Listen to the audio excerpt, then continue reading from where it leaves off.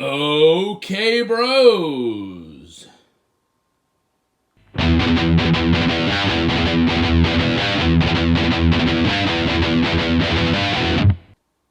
We're here for your weekly NXT Fix, featuring the ever so popular bro ratings.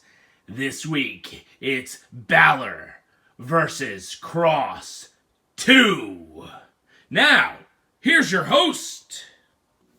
Okay, bros, I'm your host, Jimmy the Gibson, and we're here for another episode of your weekly NXT Fix.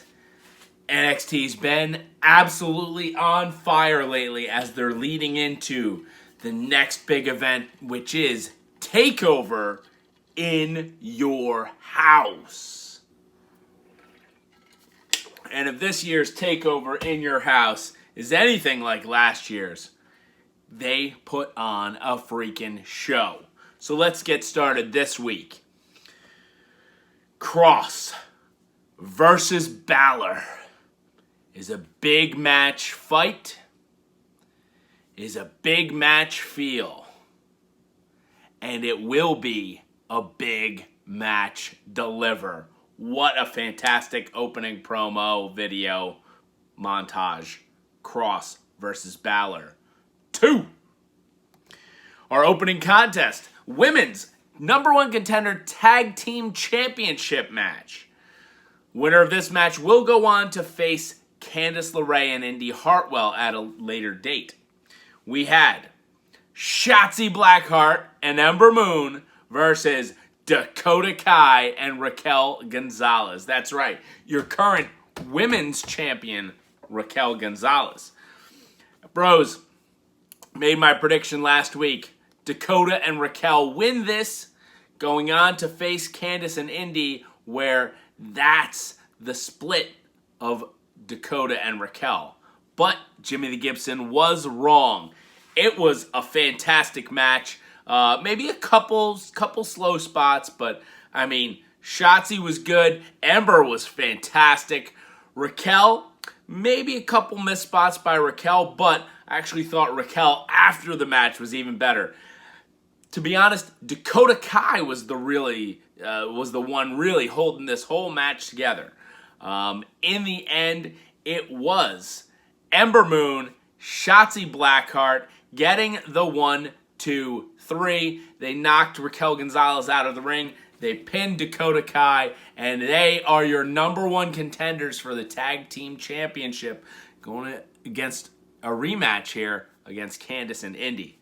So, pretty awesome opening match here this week. We're going to give that one an 8.4 on the bro ratings. Moving on, next match, we had Pete Dunne accompanied to the ring by Oney Lorcan versus the returning Bobby Fish. Now, this match was absolutely brutal. Just very stiff. My prediction last week was that Pete Dunne would win. And he did. Hits the bitter end. 1, 2, 3. Pete Dunne's your winner. He needed a big win here, but Bobby Fish looked great in singles competition. I mean, just some of the kicks and the submission moves that Bobby was doing to Pete Dunne and Pete Dunne was doing to Bobby looked fantastic. After the match, Pete Dunne and Oney Lorcan were beating down Bobby Fish, and I really expected Kyle O'Reilly to come out, but he did not. So I'm hoping this leads into another one-on-one match, this time Bobby Fish versus Oney Lorcan. So Pete Dunne, big win here. He's got to be in title contention moving forward.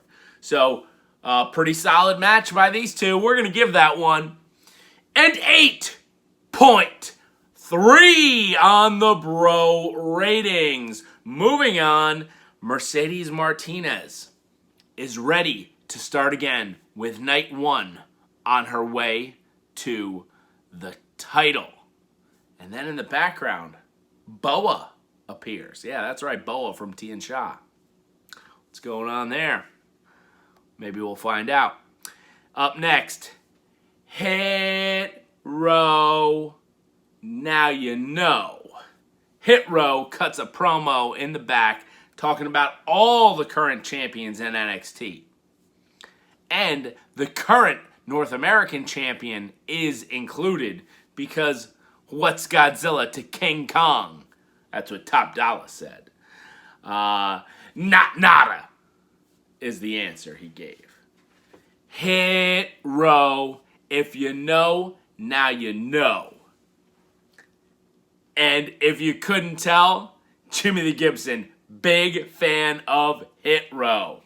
I mean, this is definitely going to put Swerve onto that next level. North American Championship for sure.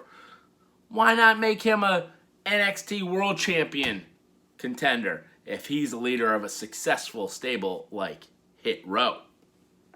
Our next contest, Zayda Ramier. That's right, Zayda Ramier, who hit that crazy splash and beat Toni Storm in her debut, was up against Mercedes Martinez. And Mercedes Martinez just kicked her ass. I mean, Zayda Ramier got a little bit offense in. Certainly did not hit that shooting star press. Mercedes Martinez hit her Fisherman's Buster, 1, 2, 3. That was it for Zayda Ramier. But after the match, the lights go out and smoke fills the ring. Tian Sha appears on the screen. And the lights go back on. Mercedes Martinez standing there, and she has a black mark on her hand. That means Tian Sha is going to be going after Mercedes Martinez. Well, hopefully this is better than the last time Tian Sha was around.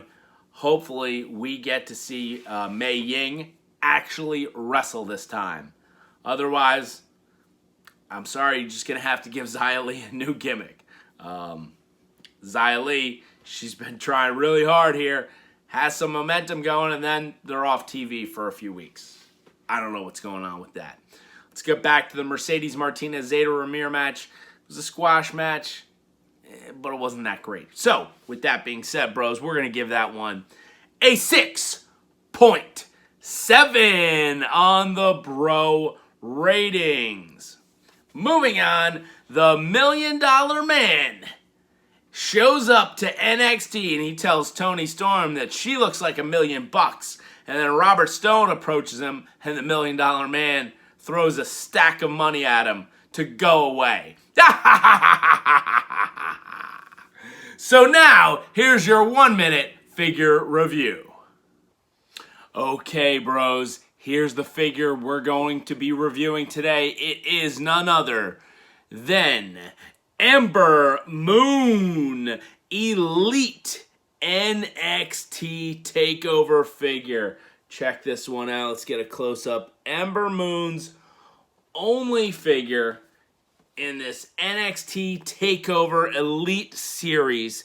Ember Moon making her NXT debut June 8th, 2013, has this badass entrance gear. I mean, she's got the hood, she's got the scarf.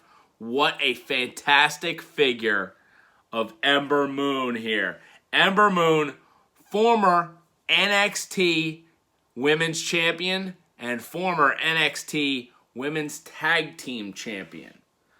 Check out this awesome Ember Moon figure right here.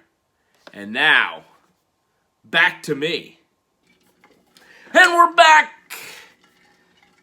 Our next in-ring segment is the $1 Million Faceoff.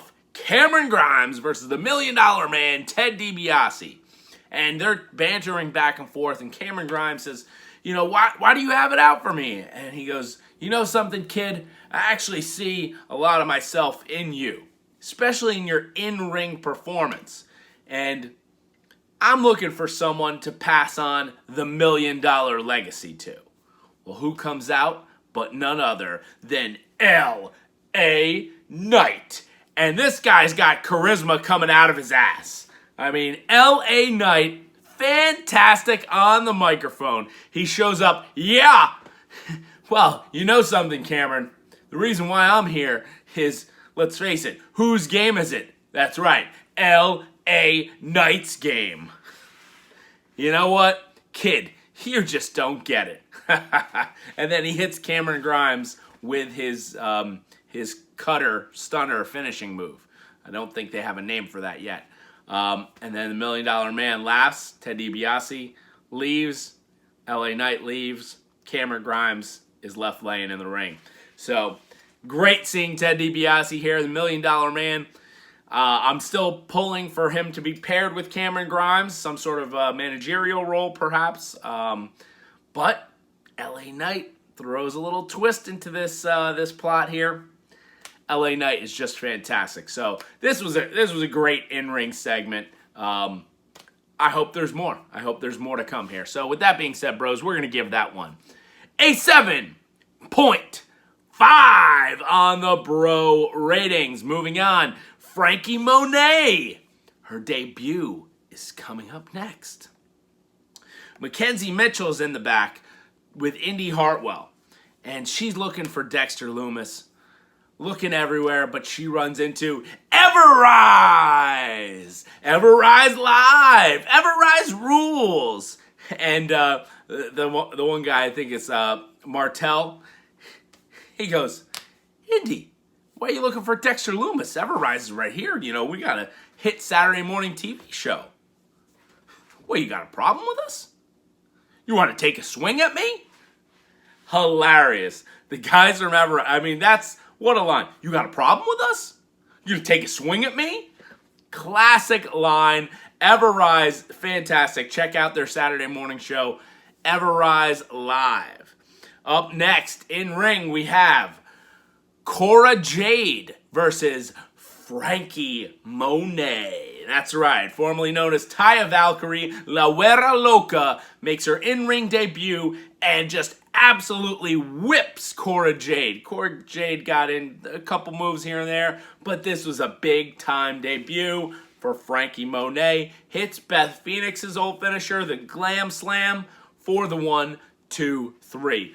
Squash match, but rightfully so here, bros. We're going to give that one a 7.4 on the bro ratings. This should immediately put Franky Monet into potential title matches, or at the very least, #1 contender matches, or like top tier women's wrestling matches on NXT. Don't need to have her go through a slew of jobbers. So with that being said, we're going to move on here, and we next have the North American champion Bronson Reed in-ring interview. Anyone next has a colossal mountain to climb,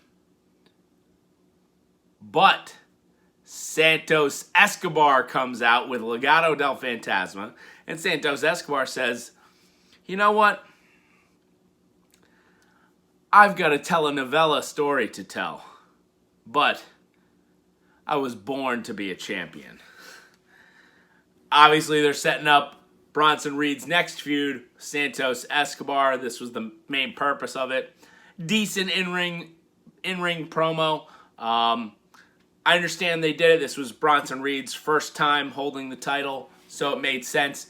Could have been done backstage, but it is what it is. So with that being said, bros, we're going to give this one a 7.0 on the bro ratings. Moving on. And now it's time for your main event for the NXT Championship. We have the challenger, Finn Balor, versus the champion, Karrion Kross. That's right, it's Kross versus Balor 2. And this match absolutely delivered. Personally, I think their first match was slightly better, but it doesn't mean this match was any kind of a slouch. Now, they were hitting their trademark moves early, trying to gain an advantage over one another. Balor got in his offense. Kross just kept getting up. Kross would just pound Balor down. He would slowly get up. Towards the end here, a couple nasty Saito suplexes. Doomsday Saito suplexes. Forearm to the back of the head. He's pounding Balor down. puts on the Kross jacket, and Balor passes out. Your winner, and still NXT champion, Karrion Kross. Bros, I have a feeling Karrion Kross is going to be holding this title at least through the summer. Mark my words on that one. So, again, I didn't think it was as great as their TakeOver match, but I thought it was absolutely fantastic here. And as you can see, the lights go out, so that means we got to wrap things up. Bros, that match is going to get an 8.8 on the bro ratings. So that means that was your match of the night, Kross versus Balor 2. And we had 7 matches or in-ring segments this evening, giving us an average of 7.73. Pretty solid week for NXT. So now, I know what everybody's watching this for. Prediction time! Oh boy! I think Jimmy the Gibson has only gotten one prediction wrong in the last few weeks. So, 2 matches announced for next week.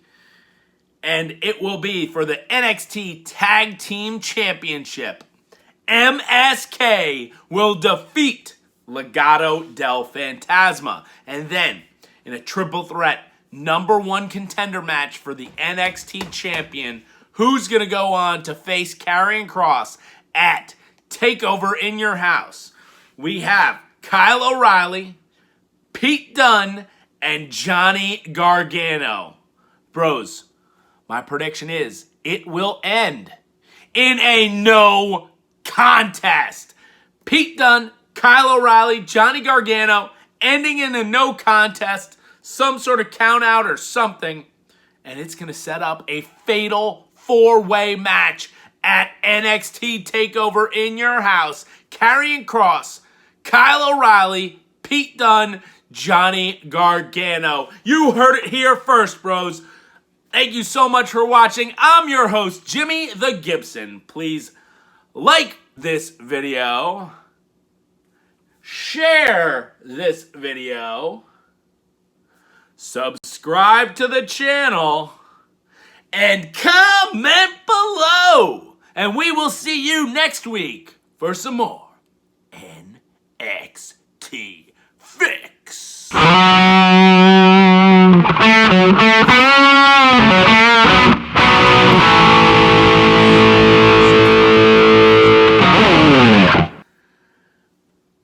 Later, bros.